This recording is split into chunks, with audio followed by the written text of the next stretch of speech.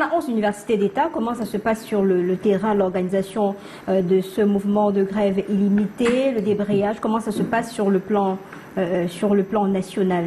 Sur le plan national, il faut dire que le bureau exécutif national suit de très près, n'est-ce pas, le déroulement de cette grève au niveau des universités à travers les différentes coordinations. Parce qu'il faut dire que le CINES est représenté au sein des universités par des coordinations. Et hier, nous avons, pour la journée d'hier et tout à l'heure, nous aurons également des rapports qui vont nous venir des différentes universités, de ces coordinations, pour nous faire le point. Est-ce que vous avez muselé? Non. Par les recteurs, un peu comme c'est le cas au niveau des enseignements secondaires, où les proviseurs se retrouvaient en train de faire affecter les enseignants parce qu'on observait des mouvements de grève. Est-ce que c'est le cas là-bas? Comment ça se passe? Non, il faut dire que pour le moment, tout se déroule bien. Nous avons chaque coordination déposé une lettre, une correspondance au niveau de notre hiérarchie pour informer que le bureau exécutif national a lancé un mouvement d'ordre de grève et nous attendons au niveau des universités respecter ce mot d'ordre de grève. Il faut dire qu'à ce niveau, nous n'avons pas la brimade, nous ne recevons pas des menaces de la part de nos chefs d'institution comme c'est le cas pour nos collègues de l'enseignement secondaire. Tout se passe plutôt bien. Les rapports indiquaient les pourcentages pour la journée d'hier entre 70% et 90% en ce qui concerne le suivi de ce mot d'ordre de grève. Il faut dire que le mot d'ordre de grève est maintenu. Le CINES est confiant parce qu'il sait tout simplement qu'il est dans son rôle et que la dignité de l'enseignant doit être rétablie. Mais est-ce que vous avez engagé des concertations avec le ministre d'État, ministre de l'Enseignement supérieur Jacques Ndongo?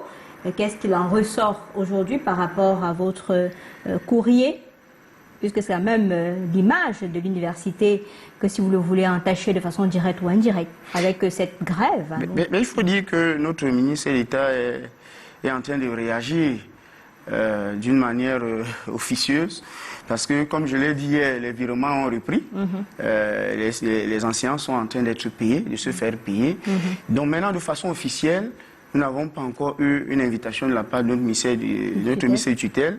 C'est d'autant plus que nous avons un point essentiel qui est important. Parce qu'il faut dire que cette prime de modernisation, ce n'est pas tant le paiement qui pose un problème. Ça, vous avez mis paiement sans délai. Oui, parce que là, nous avons fait un préavis qui est resté pratiquement lettre morte.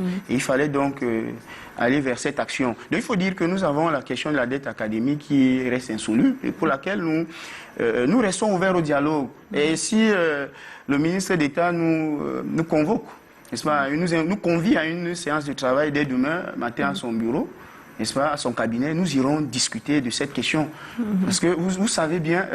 c'est pour le compte de l'année 2023. Non, Madame Lille. Il s'agit du patriotisme même des enseignants. Quand monsieur dit qu'on doit faire preuve de résilience, monsieur, les enseignants font c'est-à-dire beaucoup. C'est l'exemple même de la résilience. Oui, parce que cette dette académique que vous voyez, il y a des enseignants qui sont morts, nos aînés, qui ont de l'argent là. Nous avons ceux qui sont allés à la retraite, qui ont de l'argent là-dedans. Cette dette académique est due à quoi?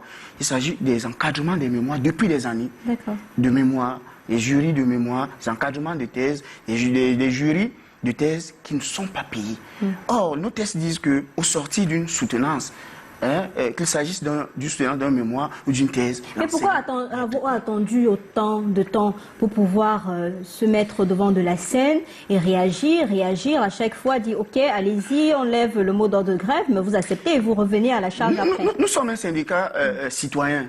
C'est dans le cadre des négociations que nous avons eues avec notre tutelle que nous en sommes arrivés là. Parce qu'au départ, notre tutelle, les universités, parce qu'il revient aux universités de payer ces prestations, les universités n'ayant pas d'argent, le problème ayant été posé à notre tutelle et au niveau du Premier ministère, il a été donc décidé que cette dette-là va être transférée à la Caisse autonome d'amortissement.